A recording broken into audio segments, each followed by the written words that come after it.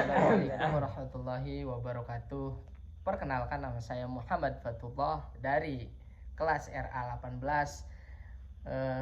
semester 5 NIM 223452. Jadi di sini saya akan membahas tentang bisnis internasional.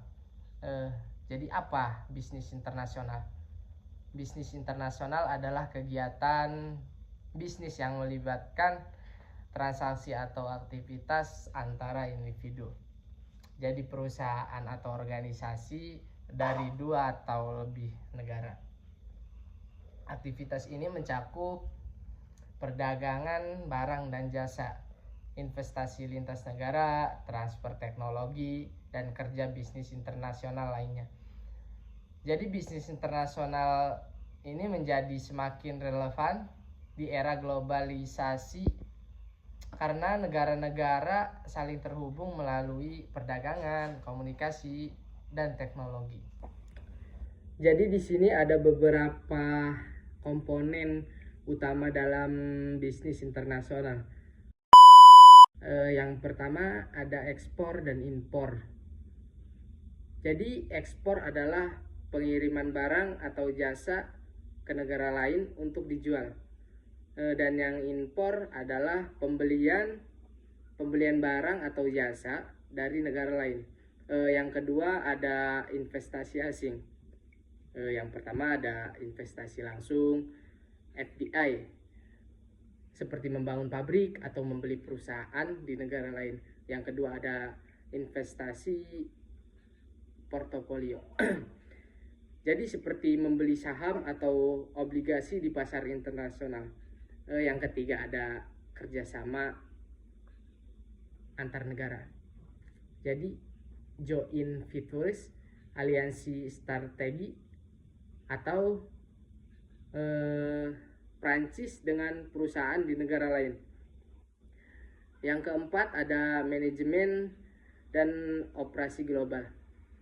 Jadi mengelola rantai pasokan internasional, logistik, dan tenaga kerja multikultural.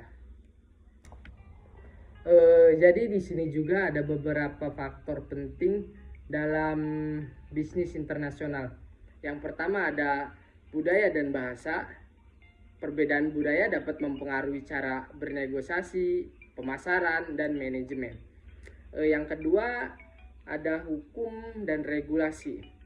Setiap negara memiliki aturan pajak, tarif, dan kebijakan perdagangan yang berbeda.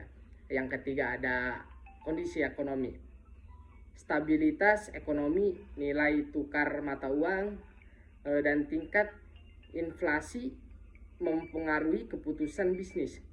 Jadi yang keempat ada teknologi dan infrastruktur. Akses ke teknologi modern dan infrastruktur yang baik dapat meningkatkan efisiensi operasi bisnis.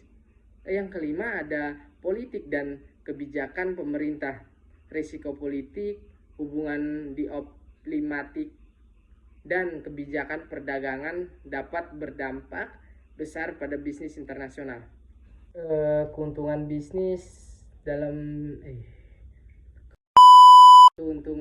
dalam bisnis internasional. Yang pertama ada ekspansi pasar, peluang menjangkau pelanggan baru di luar negeri.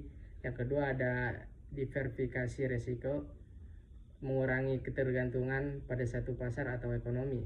Yang ketiga ada keunggulan kompetitif, akses ke teknologi, sumber daya, dan tenaga kerja global.